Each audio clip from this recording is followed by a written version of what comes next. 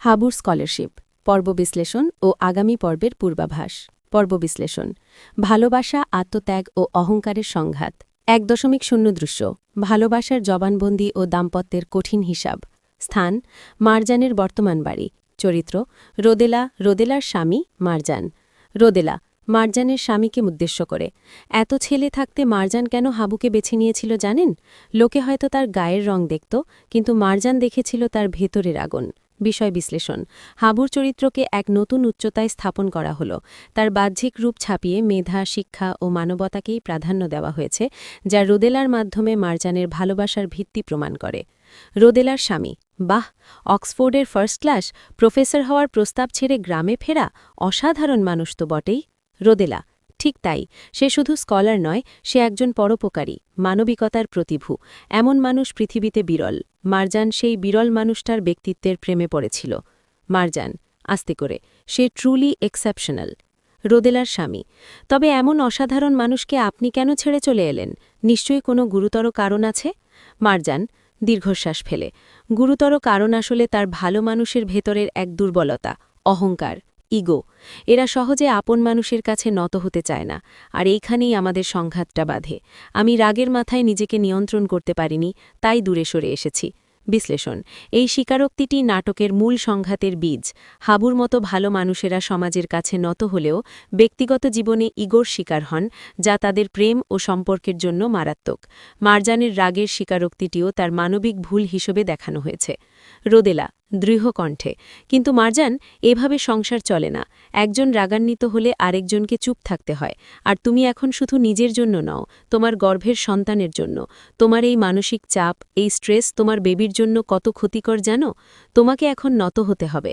হাবুর কাছে যেতে হবে বিশ্লেষণ রোদেলা ও তার স্বামীর চরিত্রটি এখানে মেন্টর বা ব্রিজ নির্মাতার ভূমিকা পালন করছে তারা শুধু মিলনই ঘটাতে চায় না বরং দাম্পত্য সম্পর্কের কঠিন সত্য ও মাতৃত্বের দায়িত্ব স্মরণ করিয়ে দেয় সন্তানের বিষয়টি আবেগগত চাপের পাশাপাশি নাটকের মোড় ঘোরানোর একটি গুরুত্বপূর্ণ উপাদান 2.0 দৃশ্য অতীতের স্মৃতি এবং অন্তর্দ্বন্দ্বের কষ্ট স্থান মারজানের শোবার ঘর চরিত্র মারজান একাকী মারজান তার গ্রামে হাবুর সাথে কাটানো মুহূর্তগুলোর স্মৃতিচারণ করছে হাবুর যত্ন ভালোবাসা তার প্রতি হাবুর কেয়ারিং মেন্টালিটি সে কষ্ট পাচ্ছে মারজান স্বগত ও আমাকে কতটা ভালোবাসত কতটা আগলে রাখত কেন আমি বুঝতে পারলাম না ভালো মানুষের রাগ হয়তো একটু বেশিই থাকে কিন্তু সেই রাগকে উপেক্ষা করে ওর ভালোবাসাটাকেই তো আমার ধরে রাখা উচিত ছিল বিশ্লেষণ মারজানের এই স্বগতোক্তি কি অনুশোচনা ও আত্মসমালোচনার এটি প্রমাণ করে যে বিচ্ছেদের সিদ্ধান্তটি ভুলের ছিল এবং তার ফিরে যাওয়ার সদিচ্ছা এখন প্রবল হাবুর রাগকে সে ভালো মানুষের স্বভাব বলে আখ্যায়িত করে তার মানবিক দিকটিকে ফের প্রতিষ্ঠা করছে 3.0 দৃশ্য ক্ষমতার ভয়ঙ্কর রূপ মানিকের বর্বরতা স্থান গ্রামের কোনো নির্জন এলাকা চরিত্র মানিক সেকেন্ড লোক একটি ল্যাংড়া লোক মানিক নিষ্ঠুরভাবে ল্যাংড়া লোকটিকে মারছে লোকটির একটি পা আগে থেকেই খারাপ অন্যটি ভালো মানিক ভালো পাটি ভেঙে দেওয়ার জন্য উদ্যত মানিক তুই মানিকের বিরুদ্ধে চেয়ারম্যানের বিরুদ্ধে মামলা করবি তোর এত সাহস তোর বাকি যে পাটা ভালো আছে সেটা দিয়ে দৌড়ে পালাবি আজ সেই পাটাই আমি ভেঙে দেব মানিক অত্যন্ত নৃশংসভাবে লোকটির ভালো পাটিও ভেঙে দেয় বিশ্লেষণ এই দৃশ্যটি অত্যন্ত গুরুত্বপূর্ণ কন্ট্রাস্ট তৈরি করে একপাশে হাবুর মতো উচ্চশিক্ষিত পরোপকারী মানুষের গল্প অন্য পাশে মানিকের মতো বর্বর ক্ষমতামত্ত মানুষের অরাজকতা এটি গ্রামের বর্তমান পরিস্থিতি এবং হাবুকে মেরে ফেলার চেষ্টার পটভূমিকে আরও ভয়ঙ্কর করে তোলে মানিকের এই জঘন্য কাজটি হাবুর গ্রামে ফিরে এসে কাজ করার গুরুত্বকে আরও জোরালো করে 4.0 দৃশ্য রোদেলার কূটনীতি ও মিলন ঘটানোর পরিকল্পনা স্থান রোদেলার শ্বশুরবাড়ি চরিত্র রোদেলার স্বামী রোদেলার শ্বশুর রোদেলা শ্বশুরমশাই আপনি মারজানদের বাড়ি চেনেন আপনি দয়া করে মারজানের বাবার কাছে যান আমাদের আসল উদ্দেশ্য হাবুর বাড়ির ঠিকানা জোগাড় করা মারজানের বাবা তো সরাসরি আমাদের দেবেন না কারণ তিনি বিচ্ছেদের পক্ষে কিন্তু আপনি আপনার বাবার সাথে কথা বলার ফাঁকে বাড়ির সিকিউরিটি বা কাজের ছেলেমেয়েদের কাছ থেকে ঠিকানা বা হাবুর কোনো ইনফরমেশন নিয়ে আসতে পারবেন রোদেলার শ্বশুর ভদ্রভাবে ঠিক আছে বৌমা আমি যাব রোদেলা, না, আমি নিজেও যাব। ইনফরমেশন দ্রুত কালেক্ট করতে হবে। বিশ্লেষণ, রোদেলার এই কৌশল তার বুদ্ধিমত্তা ও মারজান হাবুর প্রতি তার গভীর বন্ধুত্বের প্রমাণ। শ্বশুরকে ব্যবহার করে মারজানের বাবার সন্দেহের বাইরে থেকে তথ্য সংগ্রহ করা একটি বুদ্ধিদীপ্ত পদক্ষেপ।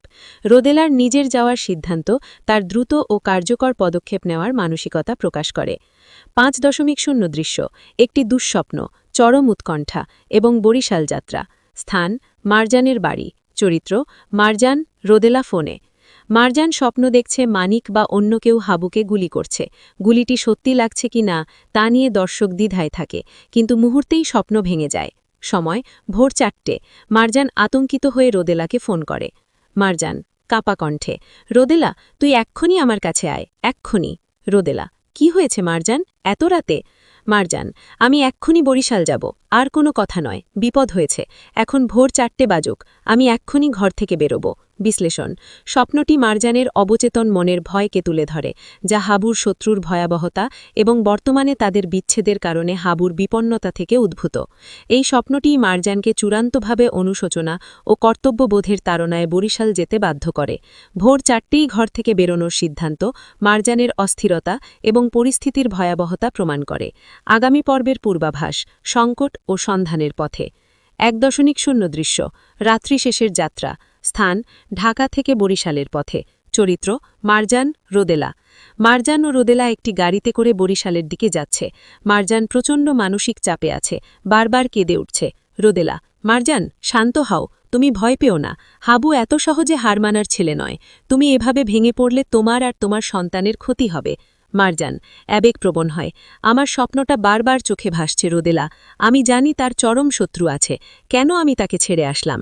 যদি আমার একটা ভুলের জন্য ওর কোনো ক্ষতি হয়, আমি নিজেকে কোনোদিন ক্ষমা করতে পারব না। 2.0 দৃশ্য, তথ্য সংগ্রহে প্রথম পদক্ষেপ। স্থান, মারজানের বাবার বাড়ি বা গেটের কাছাকাছি। চরিত্র, রোদেলার শ্বশুর, মারজানের সিকিউরিটি গার্ড বা কাজের লোক। রোদেলার শ্বশুর মারজানের বাবার সাথে দেখা করার নাম করে গেটে দাঁড়িয়ে আছে। মারজানের বাবা হয়তো ব্যস্ত থাকায় তিনি গেটেই অপেক্ষা করছেন। সেই সুযোগে শ্বশুর কৌশলে সিকিউরিটি গার্ডের সাথে কথা বলছেন। রোদেলার শ্বশুর, কথার ফাঁকে, আচ্ছা, তোমরা তো মারজানের গ্রামের বাড়ির ঠিকানা জানো? মারজানের পুরনো কিছু জিনিসপত্র ওখান থেকে আনতে হতো, আমার একটা লোক যাবে, ঠিকানাটা কি একটু দেওয়া যাবে? গার্ডটি ইতস্তত করছে, কিন্তু শেষে সরলভাবে কোনো গ্রামের নাম বা একটি গুরুত্বপূর্ণ সংকেত দিয়ে দেবে। 3.0 দৃশ্য, গ্রামের মাটিতে হাবু এবং নতুন সংঘাত। স্থান, হাবুর গ্রাম। চরিত্র, হাবু, গ্রামের মানুষ, বিশেষ করে যে লোকটিকে মানিক মেরেছে, মানিক। হাবুকে দেখানো হবে সে গ্রামের কারো চিকিৎসা করছে বা আহত ল্যাংড়া লোকটির পাশে বসে তার অবস্থার খোঁজ নিচ্ছে। সে জানতে পারছে মানিকের এই জঘন্য কাজের কথা, তার চোখে রাজ্যের হতাশা ও ক্রোধ। হাবুর স্বগত, ওরা আমাকে গ্রাম থেকে তাড়াতে চেয়েছিল, আমি যাইনি, ওরা আমাকে মারতে চেয়েছিল, আমি মরিনি, কিন্তু যখন দেখি আমার চোখের সামনে আমার গ্রামের মানুষের ওপর এভাবে অত্যাচার হচ্ছে, তখন আমার রক্ত গরম হয়ে যায়, এদেরকে প্রতিহত করতেই হবে। এই সময় মানিক বা যার কোনো লোক হাবুকে দেখতে পেয়ে মারজানের ফেরার খবরটি জানতে পারে। 4.0 দৃশ্য, গন্তব্যের কাছাকাছি, সংঘাতের পদধ্বনি। স্থান, বরিশালের উপকণ্ঠে। চরিত্র, মারজান, রোদেলা। মারজান ও রোদেলা হাবুর বাড়ির কাছাকাছি পৌঁছেছে। তাদের চোখে উৎকণ্ঠা, বিশেষ করে মারজানের। মারজান হাবুর বাড়ি দেখেই নেমে যেতে চাইবে। রোদেলা, আগে নিশ্চিত হই, আমরা এখনও জানি না সে কোথায় আছে।